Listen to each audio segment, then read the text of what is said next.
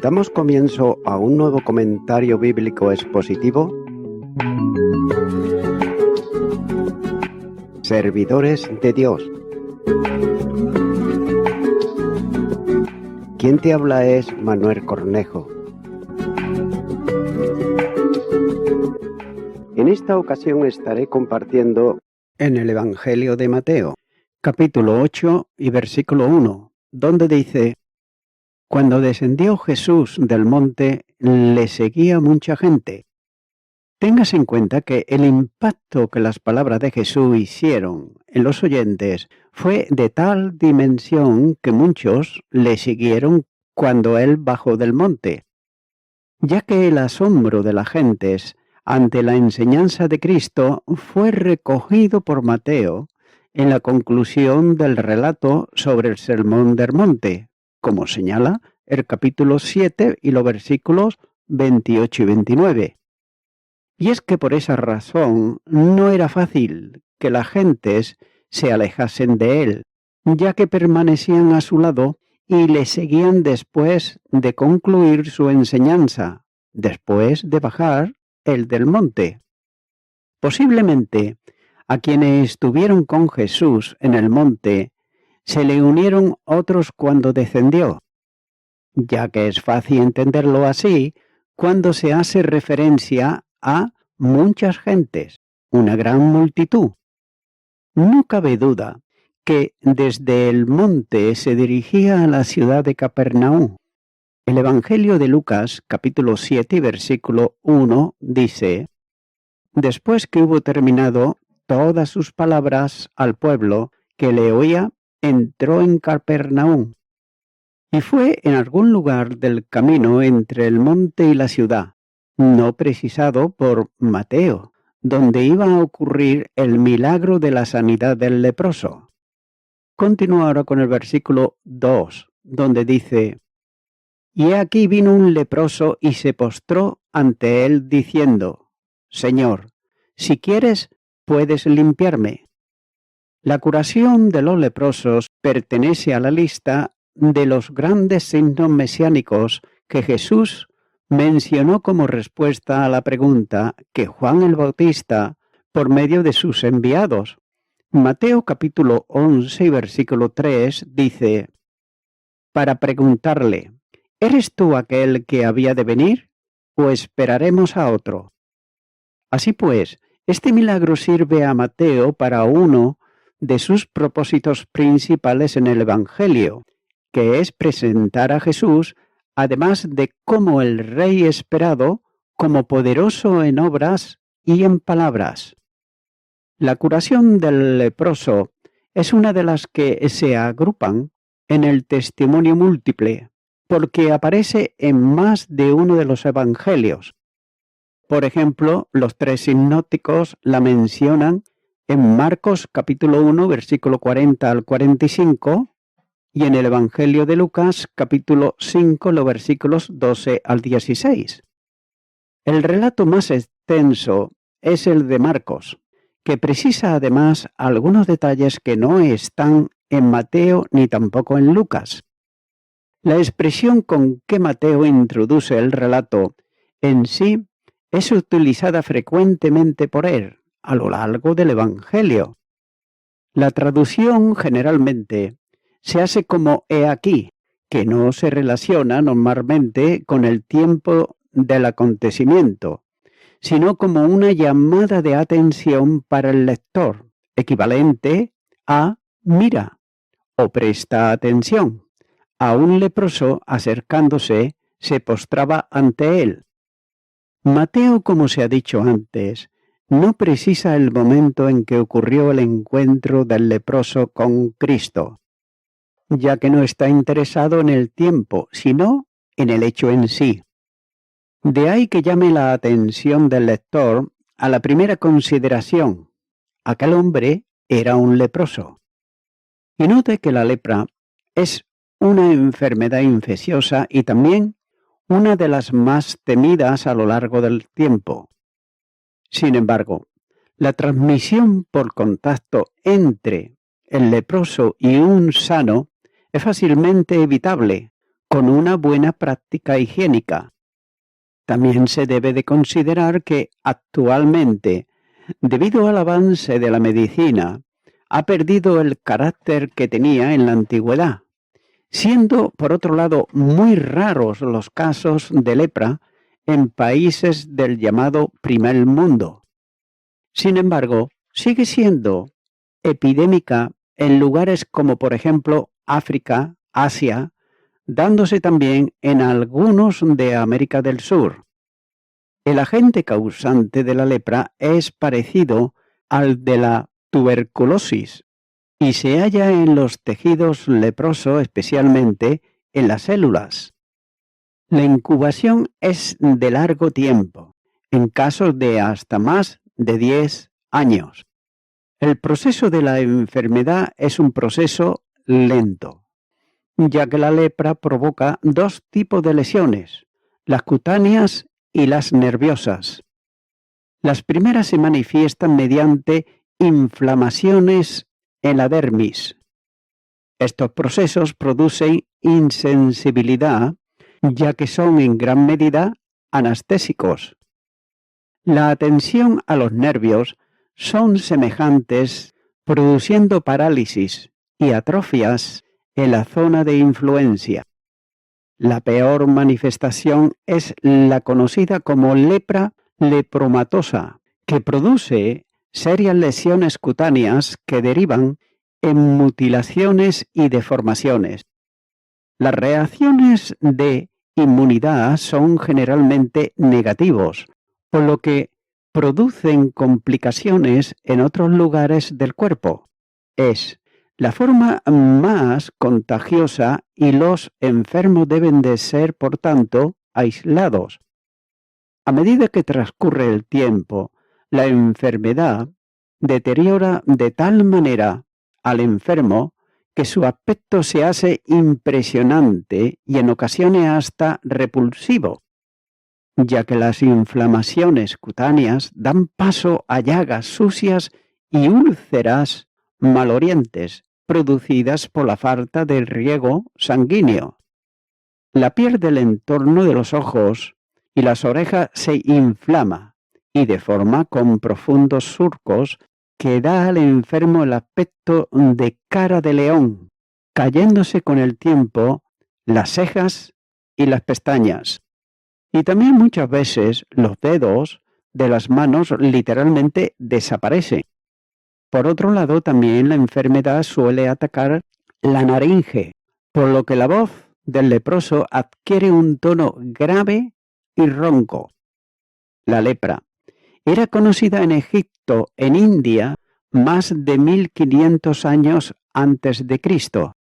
Los ejércitos romanos fueron el instrumento portador de la enfermedad a Europa, alcanzando una propagación extraordinaria durante el tiempo de las cruzadas, ya que el leproso era objeto de hostilidad y de horror, teniendo que anunciar su presencia mediante señales bien perceptivas. La ley establecía la condición de inmundo para el leproso, estableciendo el procedimiento que comenzaba con el examen por parte del sacerdote, ya que verificaba la enfermedad. Se aislaba al leproso inmediatamente.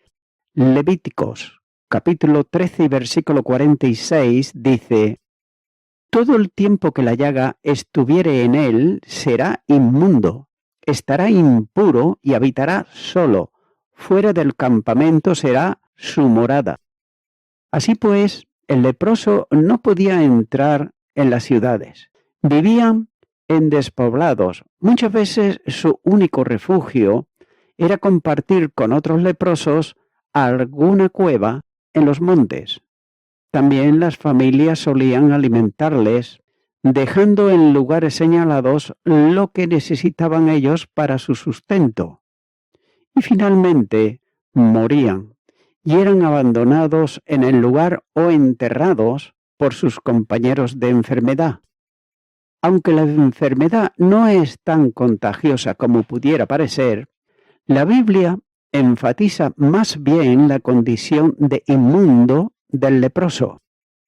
La lepra era una marca de infamia y representaba al pecado y sus consecuencias. El leproso, por tanto, debía anunciar a gritos su enfermedad, pero no decían leproso, sino inmundo, para que nadie se atreviese a aproximársele. Un hombre con estas características y en esa condición es el que vino a Jesús. Como se hace notar en las observaciones sobre el texto griego, el verbo que Mateo utiliza expresa la idea de venir cerca de Jesús, a su proximidad. En el contexto judío, el leproso era considerado como un castigo por Dios. La lepra era considerada como castigo específico de ciertos pecados.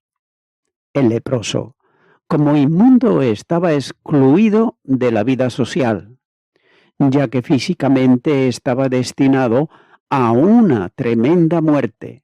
Socialmente era ya un muerto viviente. Y es que por esa razón cualquier judío evitaría acercarse a un leproso. Era legalmente inmundo y cualquier contacto con él traería inmundicia legal. Ninguno querría que lo viesen en compañía de gentes que eran considerados como castigados por Dios.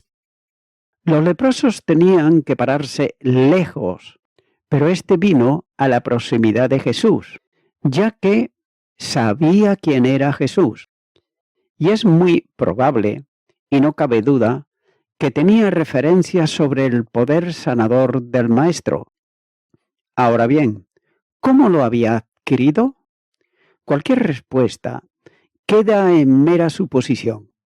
Tal vez las obras poderosas que hacía el Hijo de Dios extendían su fama por todos los rincones y de alguna manera había llegado al conocimiento del leproso. Por tanto, conocía el poder de Jesús y viene a su encuentro con su miseria. La forma de postrarse ante él expresa también un reconocimiento de su condición mesiánica. De la misma manera que muchos de los líderes en la nación reconocían que era el enviado de Dios por las señales que él hacía. El Evangelio de Juan, capítulo 3, y los versículos 1 y 2 dice: Había un hombre de los fariseos que se llamaba Nicodemo, un principal entre los judíos. Este vino a Jesús de noche y le dijo: Rabí, sabemos que has venido de Dios como maestro, porque nadie puede hacer estas señales que tú haces si no está Dios con él. Y así también, este hombre lo reconocía. No era un saludo respetuoso y convencional, ya que era un acto de adoración. En primer lugar, se autopostró ante él. Y note que esa expresión traducida de esta manera, no de la totalidad del alcance que se aprecia en el texto griego del relato según Mateo. El leproso se prosternaba literalmente, se echaba al suelo, con toda seguridad se arrodillaba inclinándose delante del Señor para implorarle. Esta era una posición que solo se adoptaba delante de Dios, ya que nadie de Israel hacía tal cosa ante un hombre. Era la forma habitual para adorar a Dios. Lo que el leproso reconocía sobre la persona de Jesucristo es una de las cosas no reveladas. En segundo lugar, se aprecia también que el leproso se dirige a Jesús llamándole Señor. Este título está ausente en Marcos, ya que algunos consideran que es redaccional en Marcos y Lucas, y que se debe a una tradición posterior en una supuesta colección de milagros anterior a los evangelios.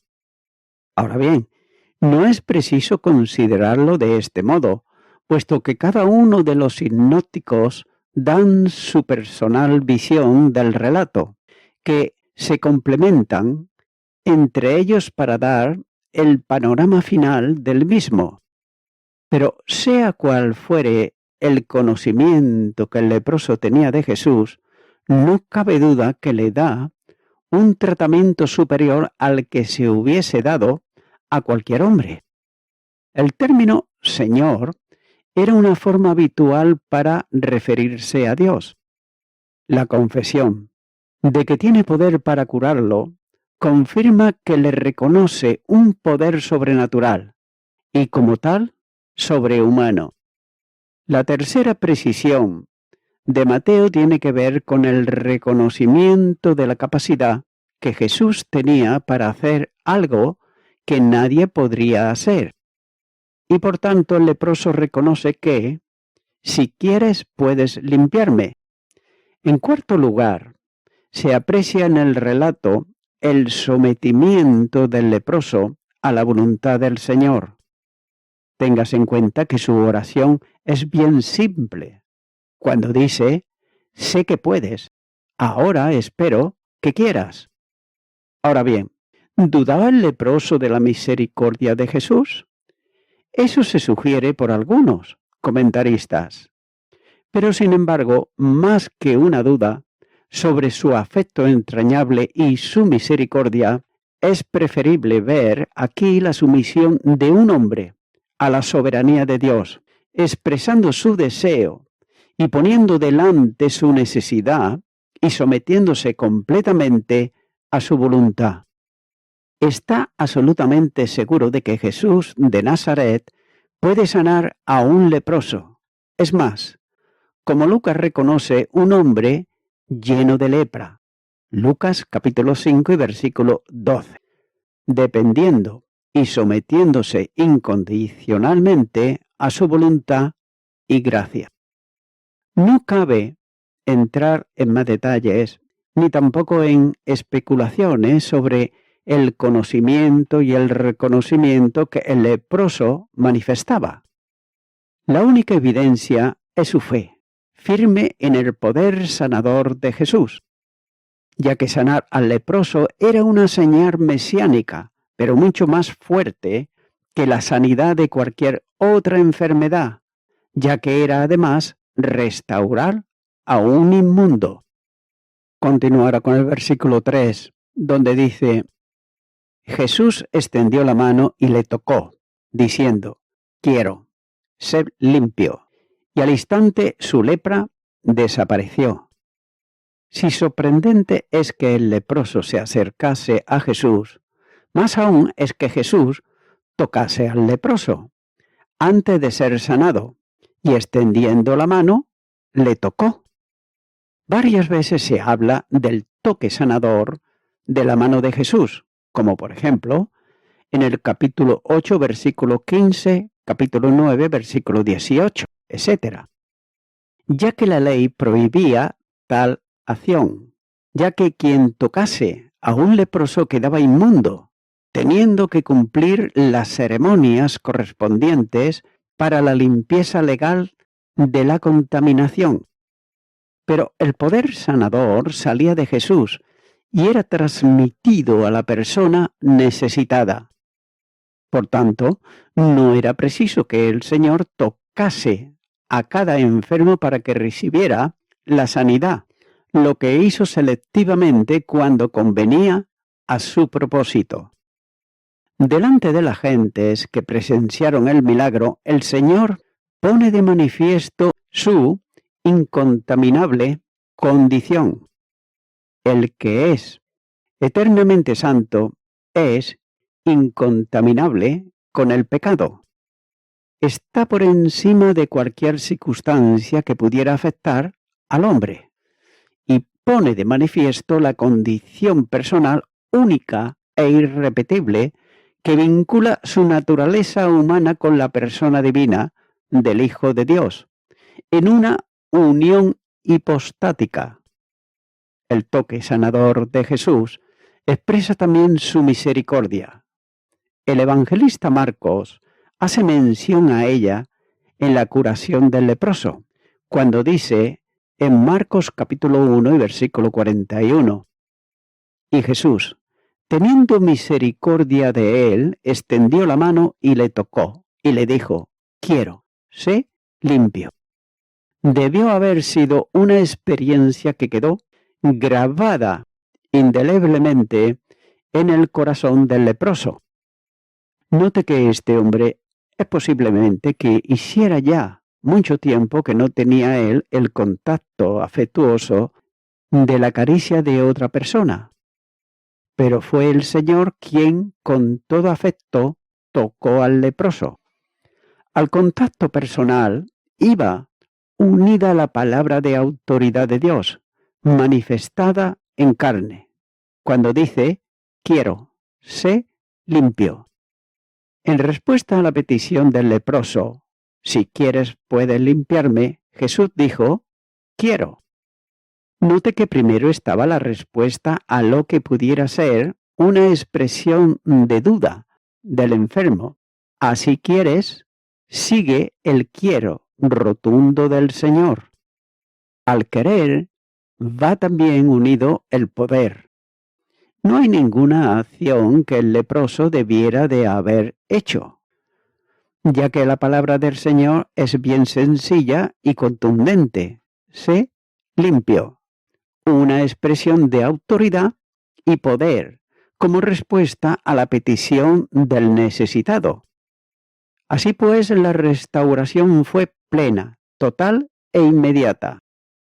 No importa cuál fuese la situación a la que la enfermedad había llevado al leproso, su sanidad fue absoluta.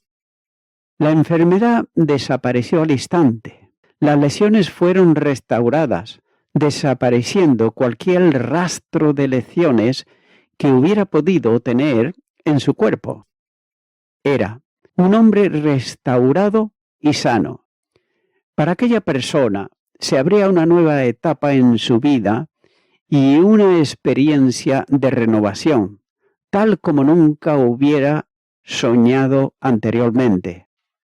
Cristo abría para él no solo la puerta de la salud, sino también la de la plena restauración social. Y voy concluyendo con esto. Las palabras que le dijo a Jesús son un modelo de oración, cuando dijo, Señor, si quieres, puedes limpiarme. Note que no le pidió nada directamente, simplemente expresó su confianza en el Señor Jesús y estaba dispuesto a someterse a su voluntad, ya que el leproso sabía que si Jesús quería, lo podía sanar, pero no sabía cómo iba a responder a su oración. Estaba dispuesto también a recibir una respuesta negativa, si así hubiera contestado Jesús. Pero inmediatamente Jesús reveló su voluntad sobre el asunto y le dijo al leproso, quiero, sé limpio. Estas poderosas palabras sanaron al hombre, instantánea y completamente. El poder del Señor siempre es inherente a sus palabras. Todo lo que Él dice es verdadero y cualquier cosa que promete debe de suceder. No puede ser de otra forma. El que creó el universo y estableció las leyes de la naturaleza sigue siendo también el Señor sobre todo lo que hizo. Y es por eso que puede responder a cualquier petición que llevemos a Él y contestará todas nuestras oraciones de la mejor forma. Amigo y amiga oyente, la palabra de Dios dice en el Evangelio de Juan, capítulo 6, versículo 37, todo lo que el Padre me da, vendrá a mí, y al que a mí viene, no le echo fuera. Jesús es fiel a su palabra, y si tú, mi amigo, mi amiga oyente, vienes a Él en oración, creyendo sinceramente en tu corazón en su obra salvífica que llevó a cabo en la cruz del Calvario, Él responderá, no te quepa la menor duda, dándote la salvación de tu alma y la vida eterna. Es por ello que mi amigo, mi amiga oyente, si nunca la ha invitado a Cristo, a que venga a tu corazón, a que venga a tu vida, ahora puedo guiarte en una oración. Ora conmigo y repite esta oración que voy a hacer. Y di: Señor Jesucristo, vengo ante ti, porque también tengo necesidad de ti. Sé que tú eres el enviado de Dios, el Hijo de Dios, que viniste al mundo a dar tu vida a favor del pecador y de la pecadora que viene a ti en arrepentimiento. Por ello, te quiero pedir perdón por todos mis pecados. Te abro mi corazón y te recibo ahora como mi único Salvador. Y quiero darte gracias. En tu nombre, amén.